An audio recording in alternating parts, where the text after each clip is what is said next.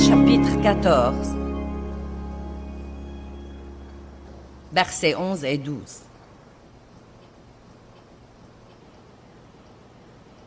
Car il est écrit, aussi vrai que je vis, dit le Seigneur, tout genou fléchira devant moi, et toute langue rendra gloire à Dieu, reconnaîtra son honneur et le louera. Or, tout genou veut dire que même ceux qui ne croient pas maintenant s'agenouilleront un jour. Et ce sera un moment passionnant, n'est-ce pas? Eh bien, du moins, il le sera pour nous. Je ne sais pas à quel point ce sera passionnant pour les gens qui ont passé toute leur vie à ne pas croire. Ou d'ailleurs, même les gens qui disent qu'ils croient, mais qui ont passé leur vie à faire des compromis. Regardons le verset d'après. Ainsi, chacun de nous rendra compte pour lui-même, donnera une réponse en ce qui concerne le jugement à Dieu. Maintenant, regardons ce verset sérieusement pour une minute. Aussi nombreuses que soient nos années ici-bas, nos distractions et aussi grandes qu'elles soient, le jour viendra où chacun de nous comparaîtra devant Dieu et rendra compte de sa vie. Donc, si vous croyez que c'est dur de temps en temps de tenir fermement sa foi et de rester croyant dans le monde où l'on vit aujourd'hui, vous serez content quand ce jour viendra et que vous n'avez aucune raison d'avoir honte. Tous ceux qui croient ne viennent point en jugement, dit la Bible dans Jean chapitre 3, verset 18. Tous ceux qui croient. Je ne crois même pas que les choses pour lesquelles nous rendrons compte à Dieu comme croyants seront nécessairement « irai-je au ciel ou en enfer ?» Je crois que ce sera en grande partie quelque chose comme « qu'avez-vous fait de votre temps? Qu'avez-vous fait de votre argent? Comment avez-vous traité les gens? Et avez-vous porté du bon fruit dans votre vie? » Tout le monde aujourd'hui est occupé. Si je vous disais « êtes-vous occupé ?» la plupart d'entre vous diraient oui. Si je vous disais « êtes-vous trop occupé ?» la plupart d'entre vous diraient oui. Mais vous savez, Dieu ne nous demande jamais d'être occupés. Il nous demande de porter du fruit. J'ai dit que Dieu ne nous demande jamais d'être occupés.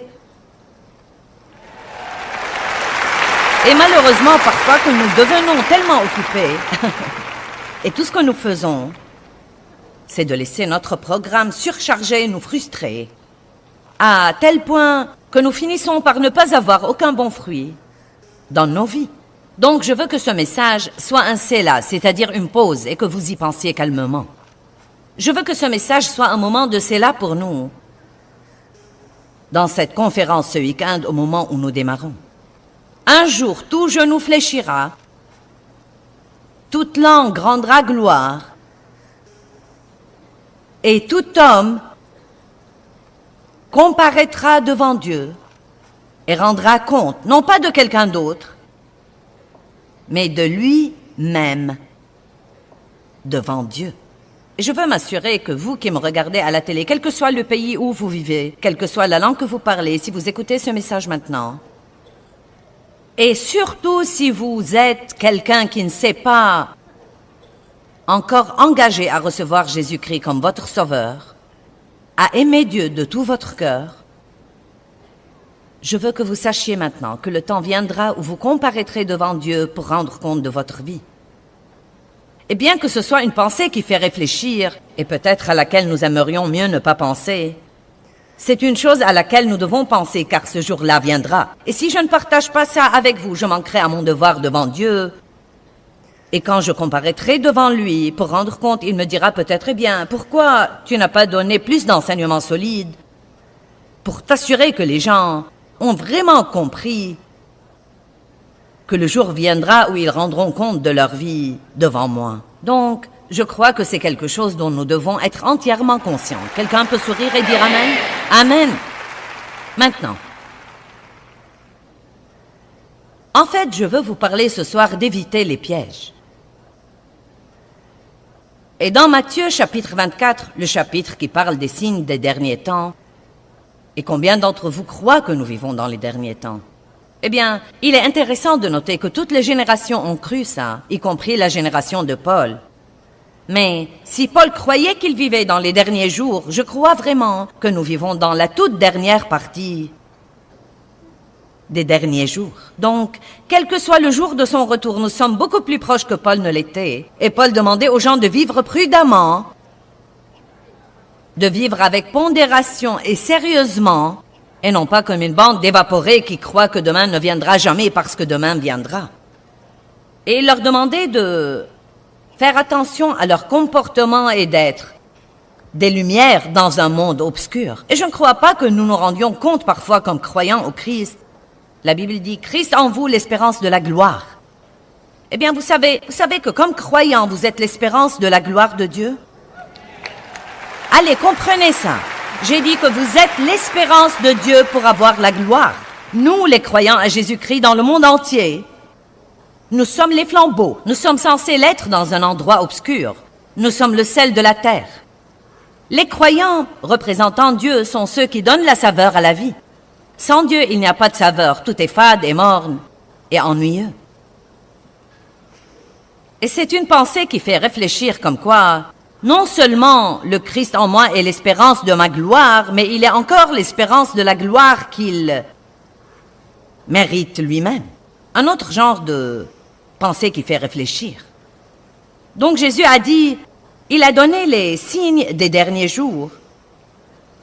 Et une des choses qu'il a dites était que la tromperie allait être grande dans les derniers jours. Il a dit, prenez garde que personne ne vous égare. Il nous a donné une responsabilité. Eh bien ça alors, j'espère ne jamais être trompé. J'aimerais ne jamais être trompé. Non, nous ne devons pas avoir ce genre d'attitude passive. Une attitude passive est une porte ouverte à Satan pour entrer et détruire nos vies. Nous devons être actifs. Nous devons être agressifs. Nous devons rester informés. Et la tromperie est une chose horrible, horrible, horrible, et il y en a tellement. La tromperie veut dire que nous croyons un mensonge. D'une façon ou d'une autre, Satan nous a convaincus de quelque chose qui n'est pas vrai, mais si nous le croyons, cela devient vrai pour nous. Et je me permets de dire, et s'il vous plaît, ne vous offensez pas quand je dis ça, mais il est possible que presque tout le monde dans ce bâtiment, je dis toujours presque tout le monde, car si quelqu'un veut s'en offenser, il peut penser qu'il est celui dont je ne parle pas. Donc je me permets de dire que presque tout le monde dans le bâtiment est probablement trompé sur un certain plan de sa vie en ce moment, y compris moi. C'est quelque chose que vous pouvez croire qu'il est vrai. Donc pour vous, c'est devenu votre réalité, bien que ce ne soit pas du tout vrai. Vous pensez peut-être que vous avez fait quelque chose d'impardonnable, mais ce n'est pas vrai.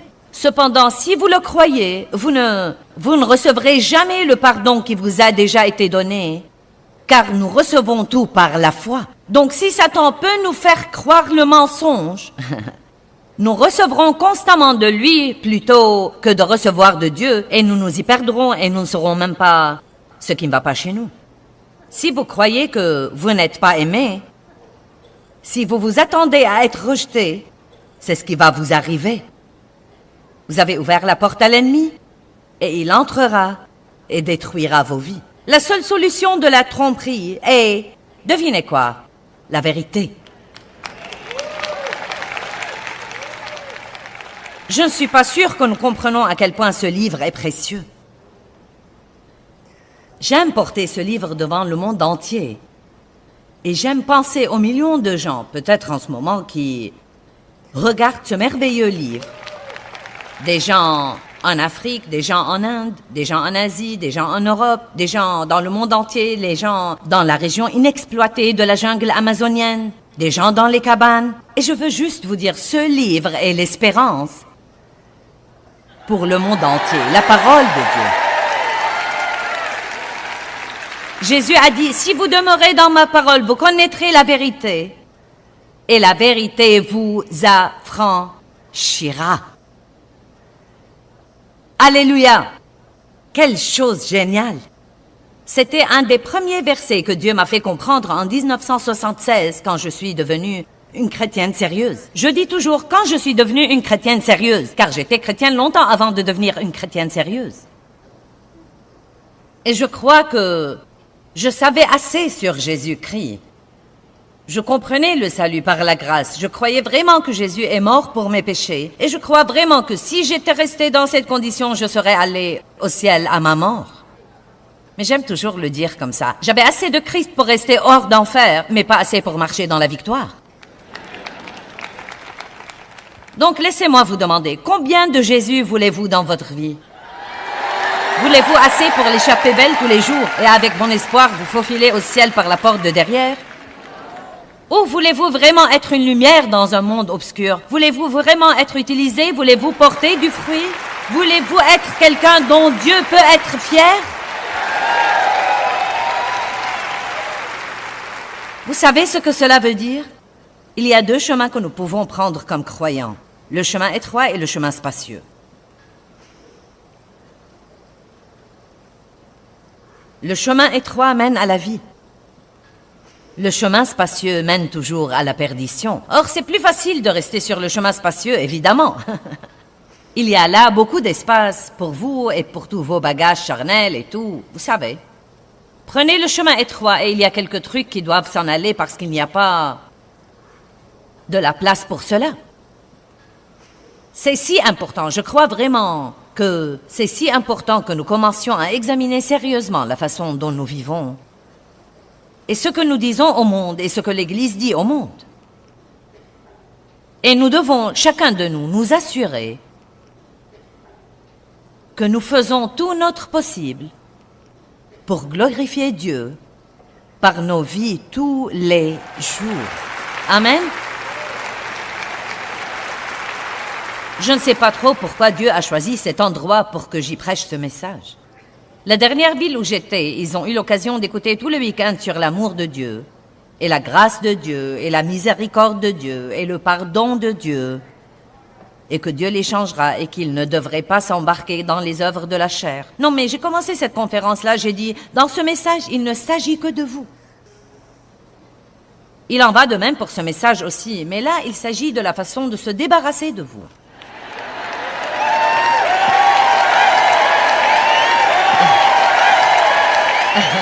Ce week-end, nous allons dire adieu à vous. Adieu. Adieu. Oh, mais la joie va s'accroître. Et la paix va se multiplier. Vous savez, à la fin de la Genèse 3, ou bien au début de la Genèse 3, le premier livre de la Bible, Satan avait déjà réussi à tromper Ève. 2 chapitres et une partie d'un autre, c'est le temps que ça a pris. Donc je me demande combien de tromperies il y a aujourd'hui après qu'il ait eu tous ces milliers et milliers multipliés d'années pour travailler sur les gens. Nous croyons beaucoup de choses erronées sur Dieu. Beaucoup de gens croient que Dieu est la source de leurs problèmes. Eh bien Dieu, pourquoi m'as-tu fait ça? Pourquoi as-tu laissé ceci m'arriver? Ce n'est pas vrai. Mais vous n'allez jamais savoir la vérité sur Dieu, à moins que vous ne connaissiez son caractère, par sa parole. Eh bien, j'ai essayé de lire la Bible, Joyce, et je ne peux pas la comprendre. Non, non, non, non, non, non, non, non, non. D'abord, je ne crois pas que vous puissiez lire la Bible et la comprendre, à moins que vous ne receviez Christ par la puissance du Saint-Esprit, parce qu'il va vous donner la révélation. Mais vous pouvez commencer.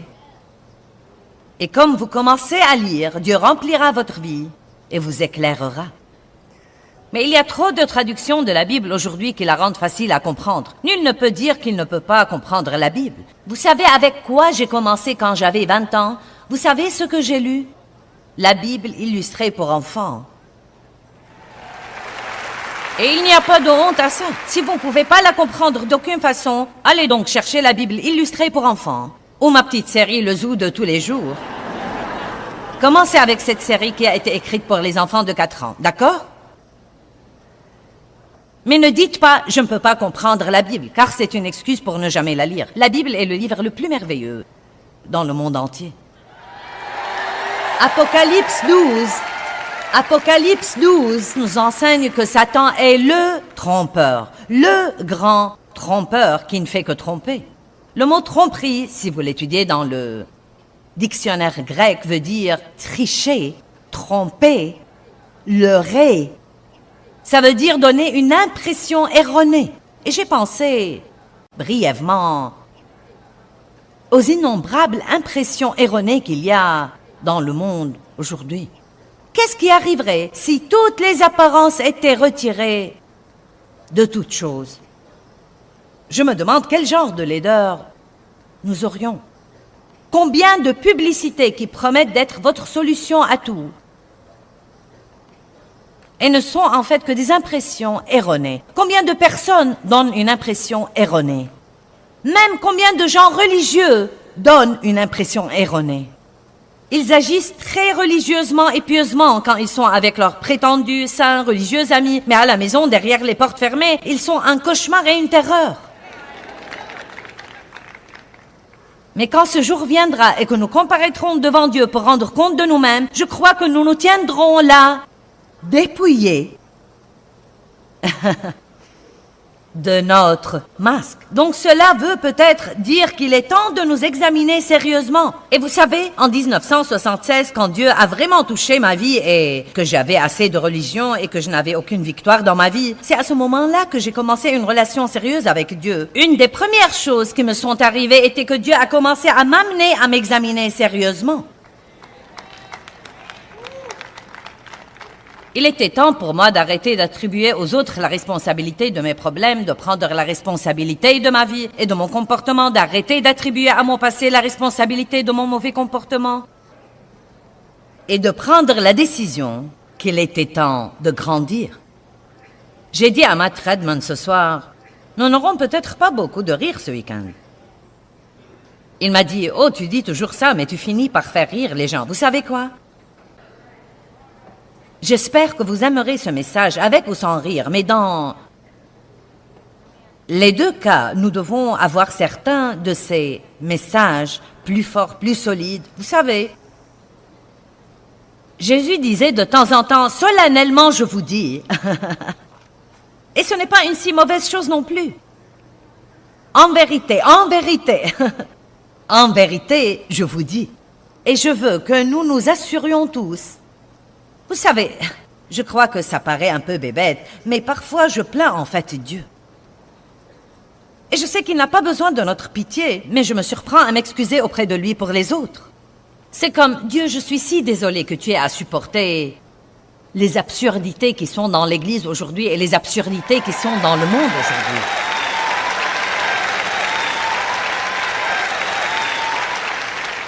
Et vous savez quoi? Le monde est un gâchis. C'est un gâchis et j'essaye de prêcher ce week-end sur la façon d'être pieux dans un monde impie. Nous devons bien nous garder d'être trompés et d'être dupés par tout le compromis qui est là. Nous ne devons pas continuer à transiger. Nous devons savoir ce que nous croyons et être préparés à tenir fermement à ce que nous croyons et pour ce que nous croyons, même si cela veut dire que nous devons souffrir pour cela parfois. Et la souffrance n'est pas un mot très populaire dans l'Église des temps modernes. Non, mais vous risquez d'être lapidé si vous prêchez la souffrance. Mais Jésus a dit, il vaut mieux souffrir pour la justice que souffrir pour le péché. Amen.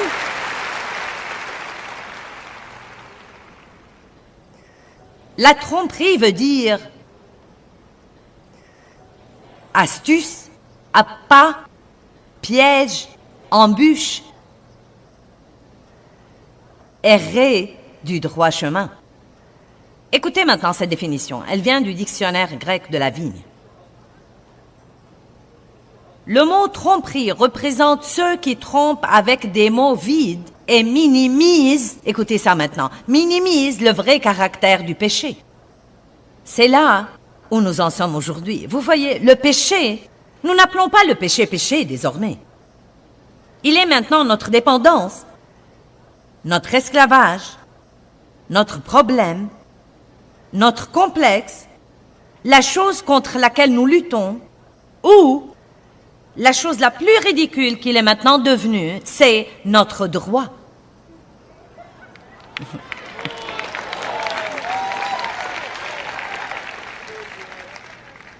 C'est notre droit de faire des choses immorales. Eh bien, vous savez quoi? Dieu protégera votre droit d'aller en enfer si c'est ce que vous voulez. Non mais la Bible dit, j'ai mis devant toi la vie et la mort choisie. Oh oui, nous avons le libre arbitre. Eh bien, vous savez quoi? Dieu est d'une patience à toute épreuve. Et il est miséricordieux. Il est patient et il fait beaucoup d'efforts pour sauver les gens du péché dans son pardon et sa miséricorde. Et je crois vraiment que c'est ce qu'il essaye de faire en ce moment même par ma bouche. Et évidemment, vous êtes tous ici et j'apprécie votre présence ici.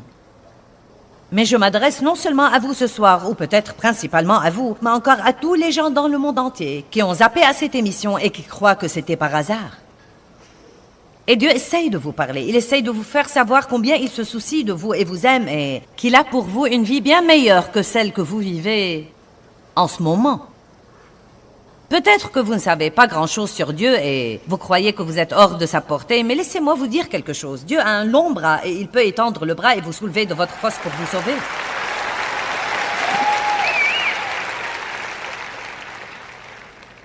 Mais le mot « se repentir » veut tout d'abord dire que nous devons regretter nos péchés, non pas nos oups, nos complexes, nos dépendances, nos esclavages, les choses contre lesquelles nous luttons, mais nous devons regretter nos péchés. Dieu, je suis un pécheur et je regrette tous mes péchés. Tous ont péché et n'atteignent pas à la gloire de Dieu. Mais tous peuvent être justifiés et rendus justes devant Dieu par le sang de Christ. Les promesses de Dieu sont pour tous. Nous pouvons tous redevenir tout nouveau. Chacun d'entre nous. Eh bien, rappelons-nous que Jésus nous a dit que dans les derniers jours, la tromperie serait partout et que le seul moyen de ne pas être trompé est de savoir la vérité. Et la parole de Dieu est la vérité. Jésus a dit « Je suis le chemin, la vérité et la vie. Nul ne vient au Père que par moi. » Aussi, avoir une relation profonde, personnelle avec Dieu vous aidera à rester enraciné dans la vérité.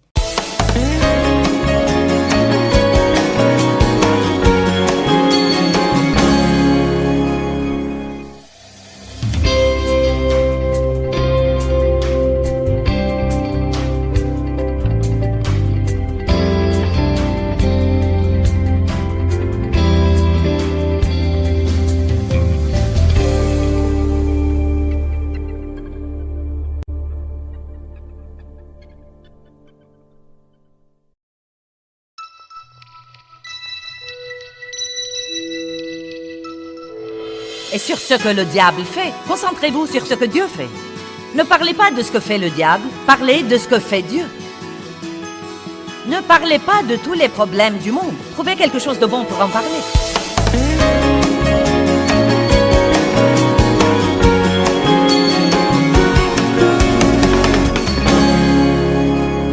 Merci Seigneur pour la parole ce soir. Nous t'aimons, nous aimons ta parole, enseigne-nous. Je prie que l'Assemblée fasse attention et ne manque rien de ce que tu veux leur dire. Qui d'entre vous a été indécis pendant quelque temps sur quelque chose et que vous deviez prendre une décision? Beaucoup de gens. Eh bien, et si je fais une erreur, Joyce? Et si j'ai tort? Et si je manque Dieu? Et si je manque Dieu? Si vous manquez Dieu, il vous trouvera. Parfois, vous ne découvrez jamais si vous avez raison ou tort avant de faire un pas de foi. Nous nous inquiétons tellement d'avoir tort. Si la sagesse fait défaut à l'un de vous, verset 5, qu'il la demande au Dieu qui donne à tous avec générosité et sans compter, sans reproche ni critique, et elle lui sera donnée. Mais qu'il demande comment avec foi, sans douter ni hésiter, car celui qui doute ressemble à la houle marine, aux vagues de la mer que le vent agite, soulève et pousse d'un côté ou de l'autre. Qu'une telle personne ne s'imagine pas que le Seigneur donnera quoi que ce soit à un homme partagé, hésitant, indécis, irrésolu, instable, peu sûr et inconstant dans tout ce qu'il pense, ressent, décide et entreprend. Que nous dit donc ce verset? Si nous ne nous concentrons pas, et si nous n'avons pas à cœur de faire quelque chose, Dieu ne peut rien faire pour nous. Qui comprend ça? Si nous ne nous concentrons pas, et si nous n'avons pas à cœur de faire ce que Dieu veut que nous fassions, Dieu ne peut rien faire pour nous. Prenez une décision pour que Dieu se rallie à vous et vous aide. Ecclésiaste 5.1 dit « Accorde ton attention à ce que tu fais ». Il y a tant de merveilleux versets qui disent de se concentrer. Vous savez, Dieu a même dit à Josué, quand il lui a dit de prendre la place de Moïse et de mener les Israélites dans le désert et dans la terre promise, il lui a dit en fait de bien se concentrer sur ce qu'il l'appelait à faire. Il y a beaucoup de distractions dans le monde et vous devez comprendre qu'un des principaux buts de Satan est de vous distraire et de vous empêcher de faire ce que Dieu veut que vous fassiez. Si vous ne pouvez pas vous concentrer, vous ne pouvez pas grandir. Vous devez vous concentrer pour faire ce qu'il faut. Ne vous concentrez pas sur ce que vous avez mal fait. Mais concentrez-vous pour faire ce qu'il faut. Pourquoi perdre aujourd'hui en vous concentrant sur le mal que vous avez fait hier? Car si vous faites ça, cela vous volera l'énergie dont vous avez besoin pour faire le bien aujourd'hui. Donc vous ferez davantage de mauvaises choses aujourd'hui et le diable veut que vous perdiez votre demain en vous concentrant sur le mal d'aujourd'hui. La Bible dit, il n'y a donc maintenant plus aucune condamnation pour ceux qui sont en Jésus-Christ. Tous les jours, demandez à Dieu de vous pardonner tous vos péchés et erreurs et ne pleurez pas. Oui, regrettez le mal que vous avez fait, mais ne pleurez pas, ne perdez pas aujourd'hui en pensant à hier. Concentrez-vous pour faire ce qu'il faut aujourd'hui. J'ai passé une grande partie de mes premières années avec Dieu en me concentrant sur tout le mal que je faisais. Je parle trop, je fais ceci et cela, je suis difficile à vivre, je suis égoïste et égocentrique. Non, mais je pouvais passer toute la journée à penser à tout le mal que j'avais fait. Je ne touche plus à ces trucs maintenant. Je me lève tous les jours et je me concentre sur la foi et sur le Dieu d'amour et sur traiter les gens comme il faut.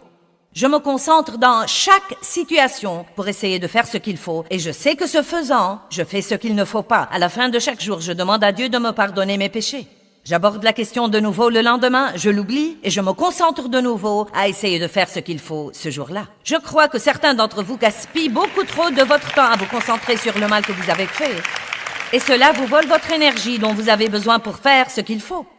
Quelqu'un peut dire un bon amen? Vous pouvez vous détacher de Dieu par vos propres erreurs et Dieu veut que vous receviez son pardon et que vous alliez de l'avant. Recevez son pardon et allez de l'avant. Vous ne pouvez rien faire à l'égard de ce que vous avez fait, mais vous pouvez vous améliorer aujourd'hui si vous vous concentrez.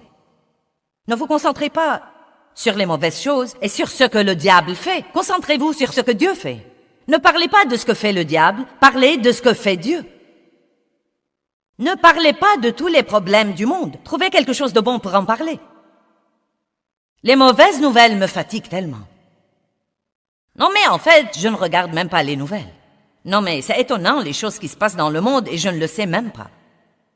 Vous croyez peut-être que je devrais être plus informée, mais j'ai l'impression que tout ce que je dois savoir, Dieu fera en sorte que quelqu'un me le raconte. Je ne veux pas écouter ces trucs. Mauvais, mauvais, mauvais, mauvais, mauvais. Je ne veux pas me concentrer sur ce qui est mauvais. Je ne veux pas non plus pratiquer la politique de l'autruche et ne pas faire face aux problèmes. Non, mais j'ai passé des années de ma vie à parler de ce que faisait le diable, plus que je ne parlais de ce que faisait Dieu. Amen? Le diable fait ceci et le diable fait cela. Non, concentrez-vous sur ce que fait Dieu dans votre vie et parlez-en. Ne vous concentrez pas sur ce que vous avez perdu dans la vie, mais sur ce qui vous reste. Allez!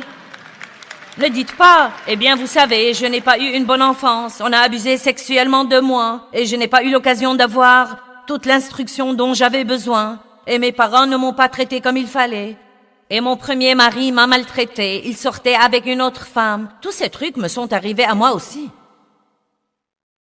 Absolument. Je n'ai pas eu un bon début, mais je vais avoir une bonne fin. Allez! Vous n'avez peut-être pas eu un bon début. Peut-être que vous traversez une période difficile en ce moment, mais vous savez quoi? Vous pouvez changer votre pensée et votre attitude et vous pouvez vous concentrer sur l'avenir. Vous pouvez oublier ce qui est en arrière et vous élancer vers les choses qui sont en avant. Ce n'est pas trop tard pour vous. Mais vous devez régler vos priorités. J'aime Galates 5.16, il dit « Marchez selon l'esprit et vous n'accomplirez pas les désirs de la chair. » Encore une chose sur la concentration. Concentrez-vous pour suivre Dieu Et vous n'accomplirez même pas les désirs de la chair. Hébreux 12, 2 dit, détournez le regard de tout ce qui vous distrait et fixez-le sur Jésus, qui est l'initiateur et le consommateur de votre foi. Et les soucis et les grandes inquiétudes qui essayent tout le temps de nous distraire. La même semence, la semence du même genre, est tombée dans cette terre dont nous parlons ce soir. Mais les soucis et la séduction de ce monde ont distrait ce croyant et cette semence n'a pas porté du fruit dans sa vie. Satan essaye de nous distraire. Vous avancez, vous allez bien avec Dieu, vous avez une vie de prière, vous étudiez la parole, vous êtes dans une bonne église et tout à coup vous avez 2 ou 3 problèmes. Et avant de dire ouf, vous ne pensez qu'à vos problèmes, vous ne parlez que de vos problèmes, vous ne priez qu'au sujet de vos problèmes. Avant de dire ouf, que vous êtes si vexé, maintenant vous avez perdu votre paix et votre joie. Vous murmurez et vous vous plaignez de tout. Quelqu'un a compris que la variété des choses qui peuvent nous vexer est interminable? Quelqu'un a compris ça? Non, mais il n'y a pas de limite aux choses qui peuvent nous vexer. Donc si le monde ne va pas changer, nous devons changer. J'ai passé des années à être vexé. Et je suis arrivé au point de penser, si je ne peux pas avoir la paix, ça ne sert à rien que je reste sur la planète. À quoi bon vivre si vous vous levez malheureux tous les jours? Et nous pouvons avoir la paix, car dans Jean 14, verset 27, Jésus a dit, « Je vous laisse la paix, je vous donne ma paix. » Regardons ce verset, c'est très étonnant, vraiment, dans la Bible amplifiée. Jean 14, 27, « Je vous laisse la paix. Je vous donne et je vous lègue ma paix. Ce n'est pas à la manière du monde que je vous la donne. Que votre cœur cesse de se troubler et qu'il cesse de craindre. Arrêtez de vous permettre d'être agité et dérangé et ne vous permettez pas d'être craintif et intimidé et lâche et perturbé. » Wow! Oh, tu veux dire que je ne peux pas prier que la paix tombe sur moi, que je vais en fait devoir la choisir? Vous ne devez pas vous vexer. Ce soir, quand vous attendrez pour sortir du parking, vous ne devez pas vous vexer. Vous n'en attendrez pas moins. Vous ne devez pas vous vexer. Vous savez, les chrétiens sont parfois un peu indisciplinés.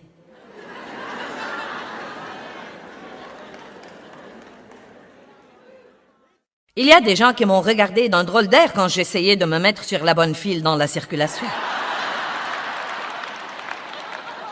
Et j'étais si tentée de baisser ma vitre et de dire «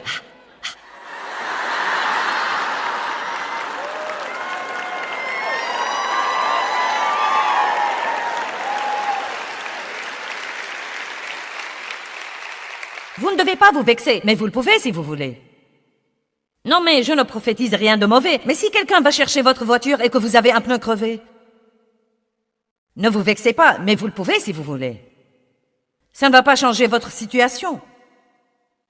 J'essaye de pratiquer la paix maintenant.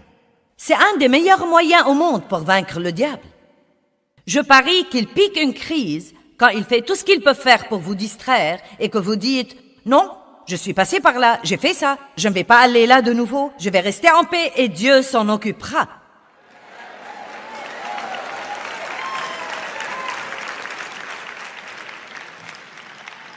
Qu'est-ce qui vous a vexé dernièrement? Rappelez-vous à quel point c'était idiot. Je me rappelle certaines des querelles que Dave et moi avions sur des choses banales et sur des foutaises. Quel acteur est passé à la télé?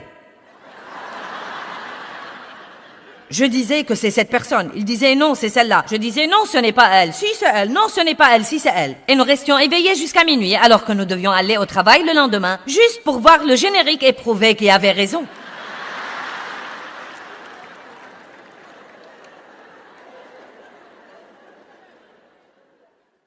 Des foutaises. Je lui donnais des indications. Ça ne sert à rien de donner des indications à un homme dans une voiture. C'est tout à fait inutile. Mesdames, ils ne veulent pas de votre aide. Ils ne s'arrêteront pas et ils ne demanderont de l'aide à personne. Ils aimeraient rester égarés plutôt que de s'arrêter et de demander le chemin.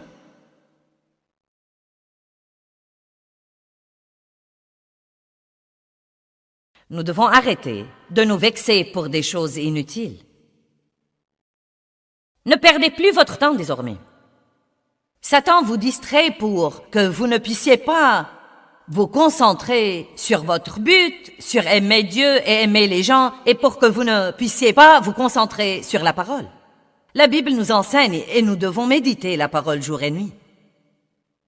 Que veut dire méditer? Nous avons peur de ce mot parce qu'il est utilisé dans les religions orientales et dans le Nouvel Âge, et c'est un mot de Dieu. Dieu nous a donné ce mot avant que le diable n'ait essayé de le pervertir.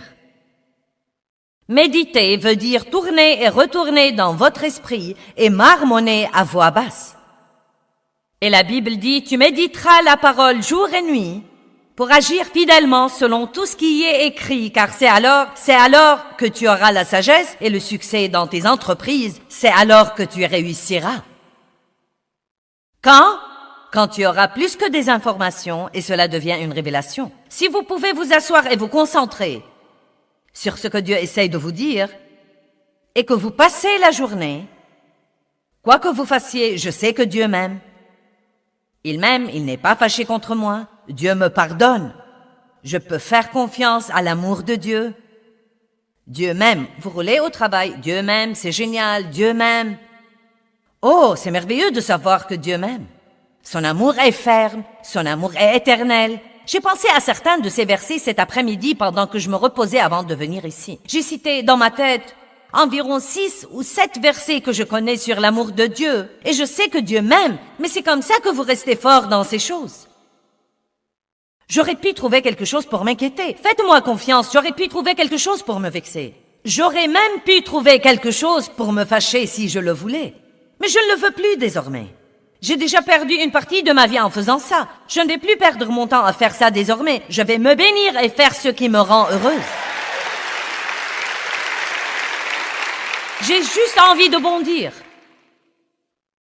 Et je vous prie ce soir d'arrêter de perdre votre temps à essayer de changer quelque chose que vous ne pouvez vraiment pas changer. Chaque jour que Dieu nous donne est un cadeau de lui, et quel que soit ce qui se passe dans notre vie, nous devons trouver un moyen de jouir de ce jour.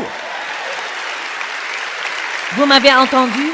Chaque jour est un cadeau de Dieu, et chaque jour que nous perdons est un jour que nous ne pouvons jamais récupérer. Si vous perdez un jour à être fâché, vous n'allez jamais le récupérer. Si vous perdez un jour dans l'apitoiement sur soi, vous n'allez jamais récupérer ce jour-là. Mais si vous vous concentrez sur la foi et sur l'amour, et si vous vous concentrez sur la bonté de Dieu, et si vous vous concentrez sur son pardon, et si vous êtes déterminé à être une bénédiction pour les autres, ce sera un jour dans lequel vous avez investi, et il apportera toujours une récolte, même dans l'éternité. Amen.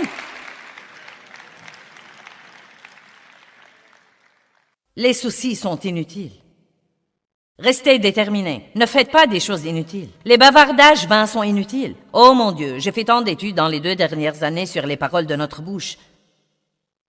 Essentiellement pour moi. Et aussi pour écrire ce livre qui sortira un peu plus tard cette année. La Bible dit que les bavardages vains mènent vers de plus en plus d'impiété. Le bavardage vain, c'est rester assis à ne rien faire et dire des trucs qui n'ont aucune puissance en elles. Potiner et murmurer et se plaindre et...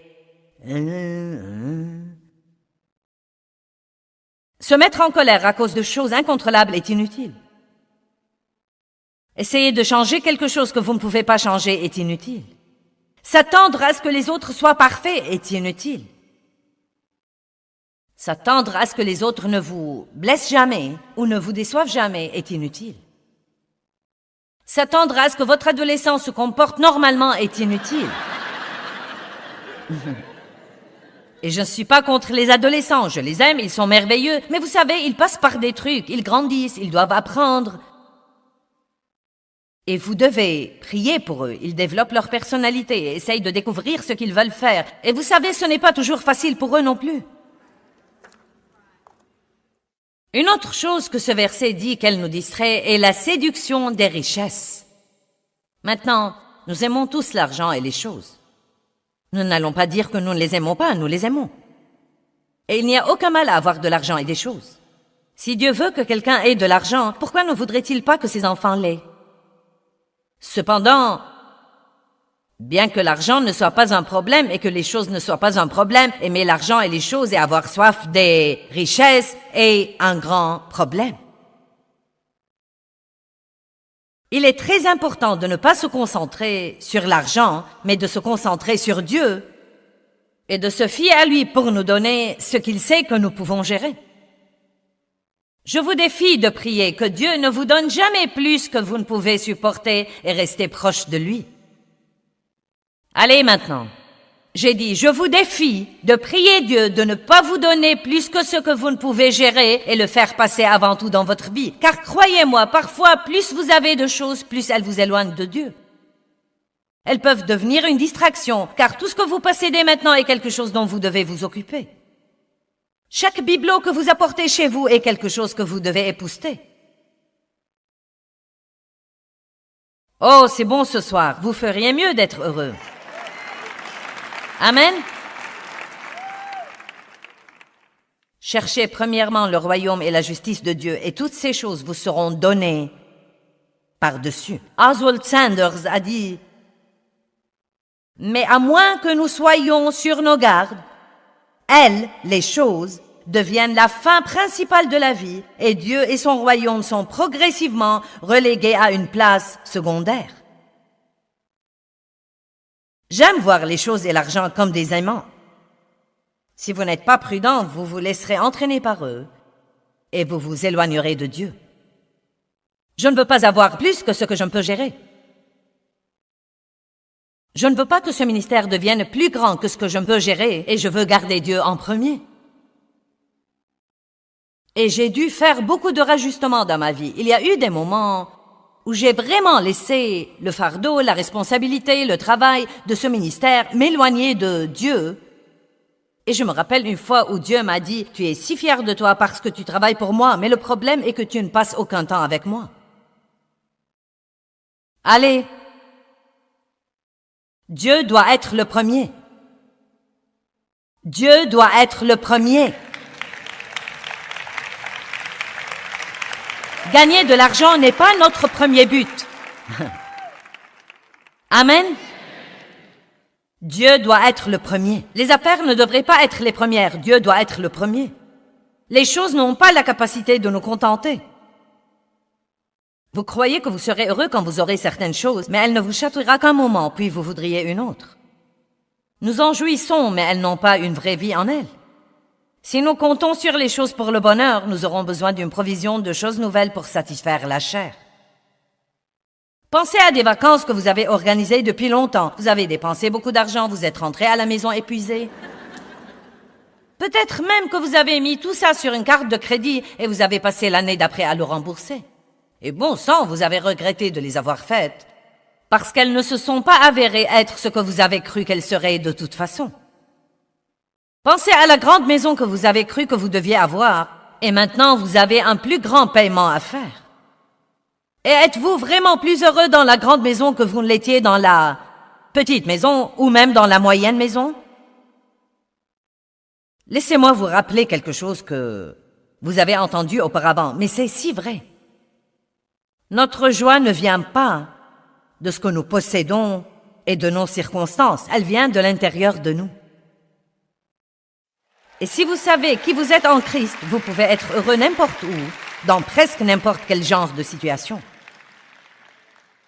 Pourquoi? Le royaume de Dieu, ce n'est pas le manger et le boire, mais la justice, la paix et la joie. Et le royaume de Dieu est à l'intérieur de nous. Wouhou!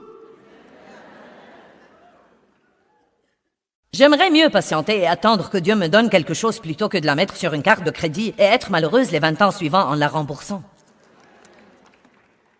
Je crois que nous devons utiliser les choses pour bénir les gens et non pas utiliser les gens pour obtenir les choses.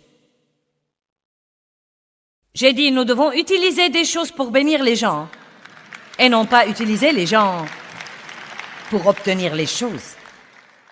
Si nous n'utilisons pas nos choses pour être une bénédiction, elles ont de l'emprise sur nous.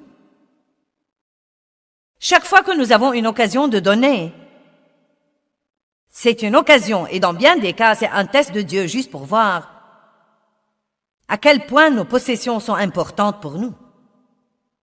Parfois, Dieu vous demandera de donner quelque chose juste pour voir si vous lui obéirez. Parfois, il vous demandera de donner plus que ce que vous avez planifié. Du moins, je crois qu'il fait ça. Il me le fait tout le temps. Nous ne devons jamais être des propriétaires, mais des administrateurs. N'adoptez pas la mentalité à moi. Tout ce que nous avons dans la vie est un prêt de Dieu, y compris nos enfants. Et nous devons les instruire selon la voie que Dieu veut qu'ils suivent, et non pas selon la voie que nous voulons qu'ils suivent. Ne vous laissez pas distraire. Apprenez à vous concentrer sur ce que Dieu veut que vous fassiez. Ne soyez pas le genre de personne qui assiste à une réunion comme celle-ci. Amen, amen, amen, amen. Et après la réunion, vous ne pouvez même pas raconter ce que vous avez entendu. Quelqu'un vous demandera demain, « Eh bien, qu'a prêché Joyce hier soir ?» Soyez capable de le lui dire. Elle a prêché la parabole du semeur, et la nuit dernière, elle a prêché comment nous nous laissons distraire par les soucis et les ennuis et la séduction des richesses, et comment le diable essaye de nous voler notre concentration. Et vous savez, le seul moyen de faire ça est de passer un moment à y penser après que vous partez. Sinon, qu'est-ce qui arrive? Vous êtes venus, vous vous êtes assis, un peu plus d'informations ont été fourrées dans vos têtes. Vous rentrez chez vous, rien ne change. Vous ne comprenez pas pourquoi. Vous devez vous concentrer. C'est pourquoi c'est insensé de partir d'ici et de vous vexer en essayant de sortir du parking. Ou vous vexer parce que vous voulez acheter quelque chose à la table des ressources et la table est encombrée et on a besoin de plus de travailleurs. Ou quoi que ce soit. Amen. Pourquoi n'apprenez-vous pas à dire tout de suite « c'est le diable et je ne vais pas le croire ». C'est le diable qui essaye de me vexer et je ne vais pas lui donner ma paix.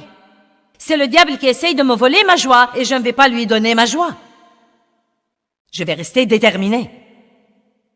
Je vais me concentrer sur la foi et me concentrer sur l'amour et rester déterminé à être une bénédiction et je ne vais pas me concentrer sur tout ce que je fais de mal. Je suis déterminé à faire ce qu'il faut. Je ne vais pas me concentrer sur ce que fait le diable, je vais me concentrer sur ce que fait Dieu dans ma vie. Je ne vais pas me concentrer sur mon passé, je vais me concentrer sur mon avenir. Je vais régler mes priorités. Ne laissez pas le chaos de la vie vous empêcher de faire passer Dieu avant tout dans votre vie. Résistez au diable, réglez vos priorités sur Dieu et vous commencerez à voir plus de son caractère se manifester dans votre vie. Le caractère de Dieu est très, très important. Beaucoup de gens n'ont jamais la victoire dans leur vie parce qu'ils ne savent pas faire confiance à Dieu. Et on ne peut pas lui faire confiance si on ne connaît pas son caractère.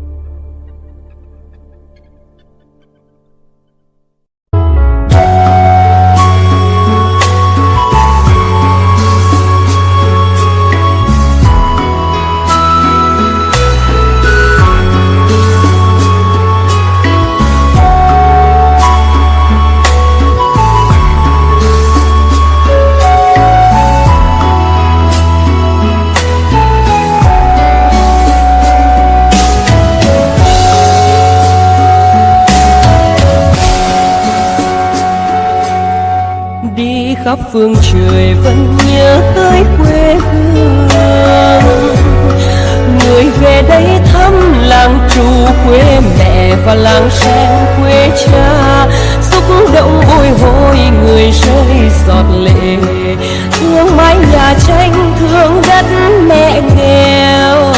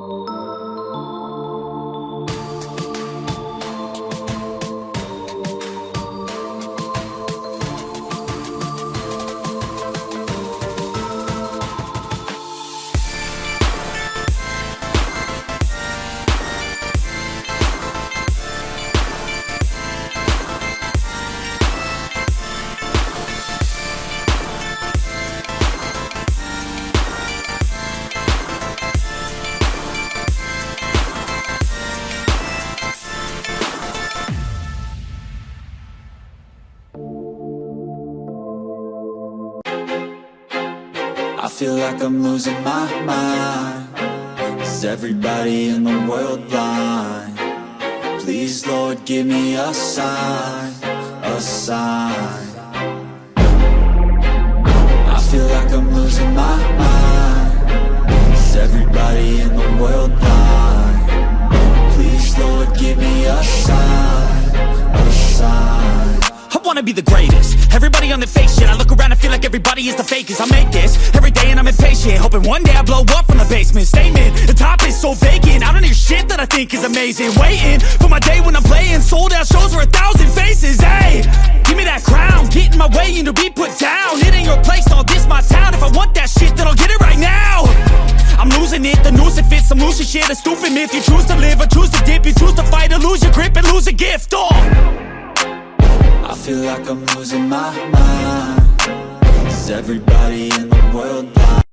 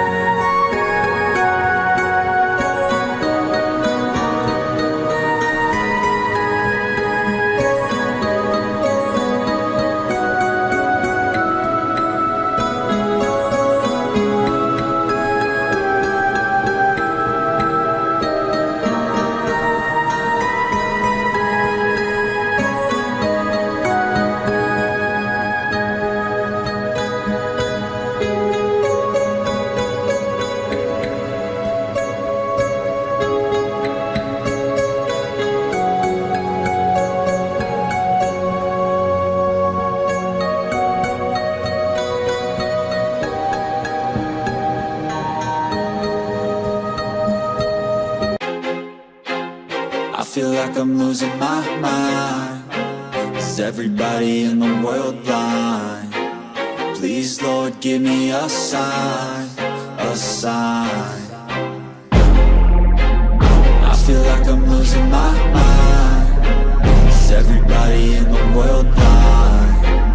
Please, Lord, give me a sign, a sign. I wanna be the greatest. Everybody on the fake shit. I look around and feel like everybody is the fakest. I make this every day and I'm impatient, hoping one day I blow up from the basement. Statement, the top is so vacant. I don't hear shit that I think is amazing. Waiting for my day when I'm playing sold out shows for 1,000 faces. Hey, give me that crown, get in my way and to be put down. It ain't your place, all this my town. If I want that shit, then I'll get it right now. I'm losing it, the noose it fits. I'm losing shit, a stupid myth. You choose to live or choose to dip. You choose to fight or lose your grip and lose a gift. I feel like I'm losing my mind. Is everybody in the world blind? Please, Lord, give me a sign, a sign. I feel like I'm losing my mind. Is everybody in the world blind? Please, Lord, give me a sign, a sign. Yeah. There's no mercy in this world, just hunger-thirsty persons in different versions. Each new update, that shit worsens. Why? Pull back the curtain and you'll see the different vermin. We all have different burdens that all seem to cause disturbance. Yo, so do me a favor, don't treat me like a neighbor. Don't need the different flavors of your problems just to savor.